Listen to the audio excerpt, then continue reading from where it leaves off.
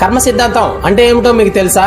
తెలియకపోతే చెప్తాను, ఈ వీడియో ఫుల్ గా చూడండి. మనం చేసే ప్రతి ఆలోచన, మాట, పని దానికి సమానమైన ఫలితం తప్పక వస్తుంది. ఇదే కర్మ సిద్ధాంతం. భగవద్గీతలో కర్మ సిద్ధాంతం గురించి కారణ్యే వాదికారస్తే మా ఫలేషు కదాచన అంటే మనం చేయాల్సిన పనిని భక్తితో, ధర్మంతో చేయాలి. ఫలితాన్ని స్వయంగా ఆలోచించకుండా దేవుడి దయగా స్వీకరించాలి. ఏ కర్మ చేసినా దానికి తగిన ఫలితం తప్పదు. ఇది దేవుడు ఇవ్వడు, ఇది ప్రకృతి న్యాయం. కర్మ ఎలా పని చేస్తుందంటే మన ఆలోచన కర్మ అవుతుంది. కర్మ అంటే కేవలం చేతులతో చేసే పని కాదు, మన ఆలోచన, మనసులో భావం కూడా కర్మ బీజం. ఉదాహరణకి మనం ఎవరికైనా మంచి కోరితే మంచి శక్తి పంపినట్టు ఆ శక్తి తిరిగి మన వద్దకే వస్తుంది. కర్మ 3 రకాలుగా ఉంటుంది. మొదటిది సంచిత కర్మ.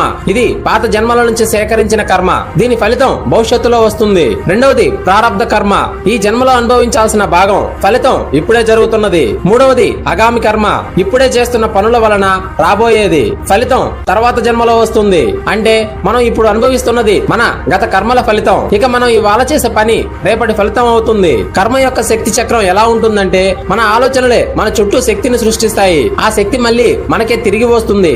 అందుకే శివుడు సాక్షిభూతం అని పిలువబడతాడు. ఉదాహరణకి ఒక రైతు ఒక గింజ వేశాడు. అది చిన్నదే కానీ దానికి శక్తి ఉంది. అది పెరిగి పెద్ద చెట్టు అయ్యి ఫలాలు ఇస్తుంది. కానీ ఫలాలు రావడానికి సమయం పడుతుంది. అలానే మన కర్మలు కూడా గింజలు లాంటివి. సమయం వచ్చినప్పుడు అవి ఫలితాలు ఇస్తాయి. మనం ఎందుకు కర్మ నుండి తప్పించుకోలేమంటే శివుడు, యముడు, బ్రహ్మ కూడా కర్మ చక్రంని మార్చలేరు. కర్మ ఫలితాన్ని ఆలస్యం చేయవచ్చు కానీ రద్దు చేయలేరు. పాపం చేసుకున్న భక్తితో క్షమాపణ కోరితే అది నీ కర్మ బీజాన్ని కరిగిస్తుంది. ఇదే శివభక్తిలో ఉన్న మంత్రమైన సత్యం.